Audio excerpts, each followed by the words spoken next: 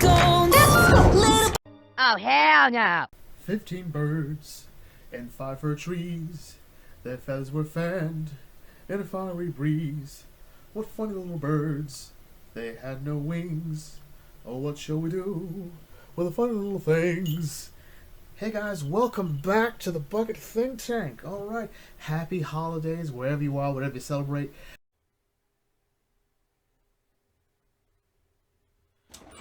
Oh, okay, so, sorry. This is me from the future. There's been a horrible mistake, and I'm here to fix it. So, real quick, we have to add someone to it. Wait, where is my thing? Ah, here we are. So just give us a second, and I'll fix that. So here we go. Now. Hey guys, welcome back to the Bucket Think Tank. How was your holiday? So in addition to rocking the this Flintstones merch here, not even Flintstones merch, just really cool shirt I saw. I have a son. All right, here he is. His name is Fergus. All right, say hi to Fergus, everybody. Fergus, say hi. All right. So Fergus and I, we watched the Church on Ruby Road, and so when we talk about it, Fergus, yeah, I'll talk about it. Yeah, we're kind of mixed about this. So, let's just start off well. The Christmas special is Doctor Who coming back. That's what it is. Okay, so. Other eras don't do this usually, but Russell has. So Russell used the Christmas Invasion to really springboard the 10th Doctor's era. Really, it hasn't been done that way before. Usually, we get a Christmas special, and then things go on normally. Like Moffat just used a Christmas special for Christmas special things. Like, hey, it's Christmas, do Christmas things. He did use it one time to sort of reunite 12 and Clara together going forward, but whatever. Here we're using it to introduce a new companion, our new Doctor, although one could argue Giggle is really just him coming out fully formed. And there's sort of the problem with that one. And apparently now all the Doctors that have existed at the same time now, there's a whole other issue to talk about with bioregeneration that I just don't care to talk about, because I don't understand it at all anymore. But anyway, so let's just examine this episode as is. Okay, so this whole premise introduces Ruby Sunday. Ruby Sunday, who is a foundling, i.e. she was abandoned as a child, taken to the church. So, properly abandoned, I guess is the phrase we want to use here. And then she was taken in by her foster mother, who later flat out adopted her. So, yeah, there we go. Meanwhile, as Ruby is getting this interview on about, hey, as a foundling, this is like, hey, we're going to try to reunite you with your birth parents and go from there. And at the same time, we got all these goblins. Goblins have found their way into Doctor Who. Alright, I was not on my scorecard for Doctor Who, which is weird because I did recently listen to an audio with the 7th Doctor going against Dark Elves. So we're not going to act like this doesn't have a precedence in Doctor Who. The fantasy element. Alright? Space Gandalf. Alright? The 11th Doctor calls himself Space Gandalf, so whatever. My sort of problem with that, and of course there were witches in the Shakespeare Code, so or Carrionites, whatever you want to call them. So the Doctor, meanwhile, is sort of investigating this, and really he's the standout character in this story, which is sort of not that radical a choice when you think about it. This technically is his first solo episode, so he really should be center stage as much as possible. But he's also supposed to be sharing the screen with his new companion, Ruby Sunday. Really, Russell tried to bring back the episode Rose. The problem is, though, his plot is sort of too big and ridiculous, and we're sort of unpacking a lot with Ruby. How does Ruby deal with being essentially an orphan? How does she deal with that? The episode really doesn't do much with that. So like, hey, this is sort of your gimmick. No one knows where you're from. No one knows who your parents are, alright? As a matter of fact, the news people, like the TV people, like, hey, we couldn't find your match, alright? We don't know who you are. So we go from there. So it really goes nowhere, and the Doctor... Well, we're getting ahead of ourselves here. So Ruby as a companion is pretty quick on her feet.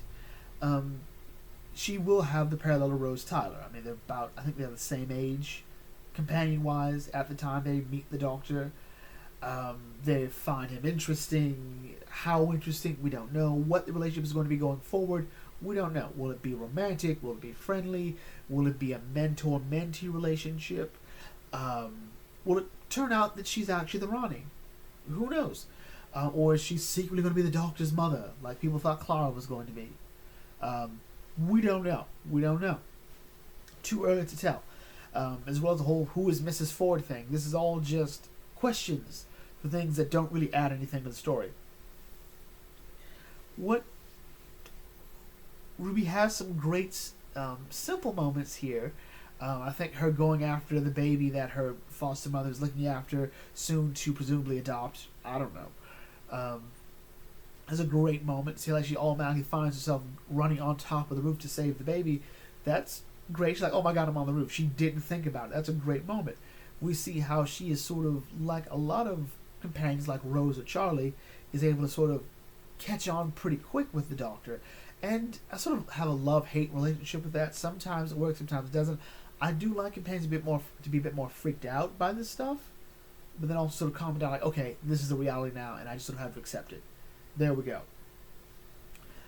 It feels like Russell has made this special for people who already know Doctor Who, but this episode is also fails in one aspect, is that for this first episode, the camera should be on the Doctor and Millie. Or, I'm sorry, Ruby. And it does a great job of keeping on the Doctor, to be sure. He's fun, dynamic. He sort of is everything that you want in the Doctor. So points to Shooty, he's already seen, in my mind, he seems to have gotten the idea of what the Doctor should be. Sort of a social butterfly. The fact that he can fit in any situation if he wants to. I do like that. The whole club thing sort of helped me reinforce that. Like, I didn't know what to make of it when I saw it, but I get it. I think, if anything, I would have had him be a bit more cringe. If you remember my Live with the Doctor video, which if you haven't seen, check it out. I'm proud of it. Long. But I would have had him make me like, okay, conga line! Just go through, like, he leads like the dance line through here, going full rave on us, like, go that route. But the problem with Ruby is that she sort of disappears through like the last quarter of this story, and I think that was a mistake.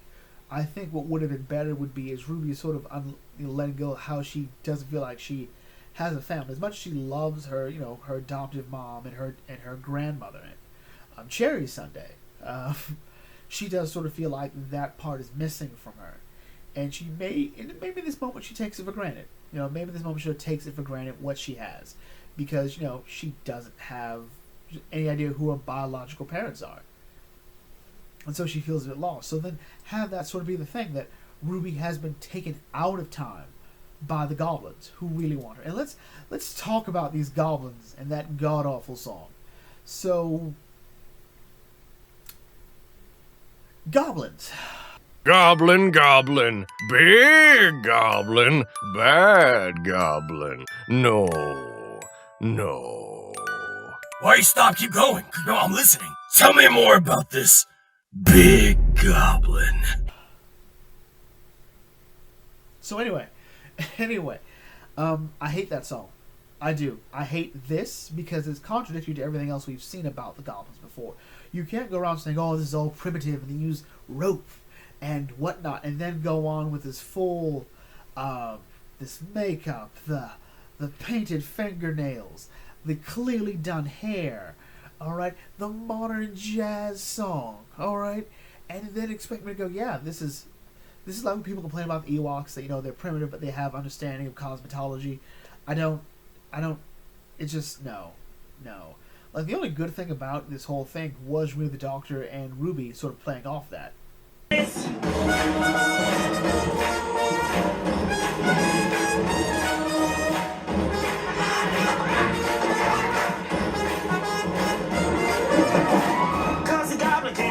Goblin King, it's so good to meet you, you great big thing.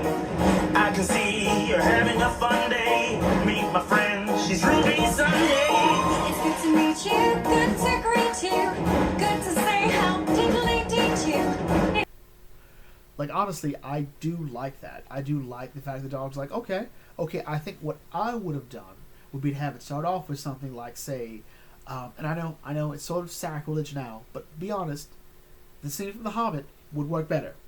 Bones will be shattered, necks will be wrung, you'll be beaten and battered, from racks you'll be hung, you will die down here and never be found, down in the deep of Goblin's ground. Da da da da da da da da. Da, da, da, da, da, da. I love that scene. I don't care what anybody says. All right, like every song that the goblins sing is just great in my mind because it's just so corny. But I like it because it feels also appropriate for the time period, or at least for them. I think it would have been more interesting had they done that song, sort of like that, and then the Doctor sort of moves with the screwdriver, sort of goes like a whole sort of like a jazz feel, and go that way. I think that would have been more interesting. Like, okay, Doctor's like, okay, that was great, but we could do this, and then he comes in, like, it's an old hat trick, he did it before, all right. But again, the problem with this is that later Ruby is just sort of taken out. It's interesting because it almost feels like Russell is making the same mistake people accuse Stephen Moffat of, which is putting more emphasis on the mystery than the character. And as much as I love Moffat, some days I love Moffat more than Russell, we would be more critical of Moffat had he done this, but we aren't. And again, we need to stop this. All right, call it what it is. This is bad. This episode isn't bad. This episode has some great moments. But overall, this feels lackluster. Did this need to happen during Christmas? Well, for the whole coincidence, kind of, but that's Russell's decision. Alright? So, no, it doesn't. It really doesn't. And the goblins just don't work. But again, there's some really great moments. Ruby's mother talking about her. Ruby talking about how it felt to when they said they couldn't find her parents. The Doctor admitting that, hey, he just found out that he was a foundling, because whether you accept the timeless child or not, it's a new it's here to stay, sadly. What'll come from it, probably nothing, but leave it to Russell to find a moment of drama and squeeze the life out of it. And then the weird thing is, this just sort of resolves, and that in my mind sort of like the goblins even then just sort of go away. And like they start another plan. I'm like, how? Like, what do you think, Goblin Slayer? It's like a fucking goblin. Yeah. What about this big goblin? We got a Goblin King here. All right. We have a legit Goblin King, and he doesn't matter.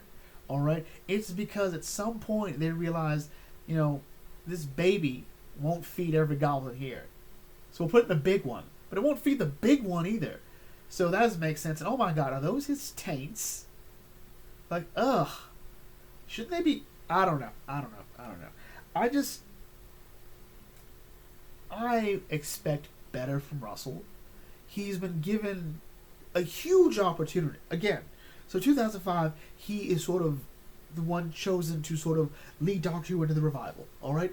And he did a great job. We all know he did a great job. All right. Was it perfect? Looking back on it, probably not. All right. So now he's been given a chance to be, as I said, showrunner in memorial. All right. And he just seems to want to first spend 3 specials talking about how great his era was. It's kind of it. All right. Then he decides to do this, a watered down version of Rose, with, I guess, elements of the Shakespeare Code. And he's just letting Ncuti and Melly just sort of do all the work.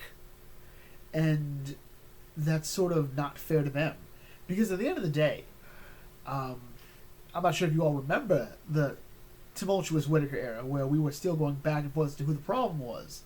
Whether it be Jodie Whittaker's performance or Chibnall's decision to have her portray the Doctor this way.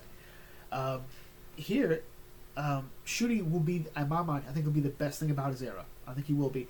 He'll be sort of the that was the inverse of Jodie Whittaker. Jodie Whittaker was the least interesting part of her era, or possibly the most controversial part of her era. But then there was the Tom Children thing, so who knows? I think Jodie might have been the most disappointing thing of her era, where Thomas Shelby will be the most controversial thing. Shooty is giving his all here. He's already sold me on the fact that he's a doctor. He did it in his last bit and giggle. He did it here, so he's got it down packed. But I don't think these scripts are going to be nice to him. I don't think this era is going to be nice. He's going to be a great doctor with bad scripts. Alright? But then again, this is a Christmas special. Alright? Maybe Russell doesn't care enough about the Christmas special. Maybe he's like, you know what, we'll do better later. We'll do something later, without 4 to 5 months, and we'll just go there. We'll do that. And maybe he will. Maybe he will be phenomenal. Maybe he'll be the Russell we all hoped he would be when he was announced he'd be coming back. Maybe we'll all hope we can go back to 2005. Although, granted, Russell seems to be intent on going back to 2005. Again, this is Jess Rose with Goblins.